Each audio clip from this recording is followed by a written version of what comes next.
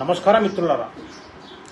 ఈ అందమైన ప్రకృతిని చూసే అదృష్టం కేవలం మన కళ్ళకే సాధ్యం. ఇలాంటి ఈ ప్రకృతిని చూడని ఎందరో అభాగ్యులు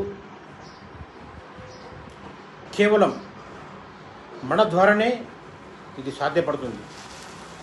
ఎందుకంటే ఇలాంటి ప్రకృతిని తిలకించే మన కళ్ళు రేపు మనతో పాటు మట్టిలో కలిసిపోకూడదు. అందువల్ల మన కళ్ళను దానం చేయడం అనేది అతి పుణ్యకార్యం.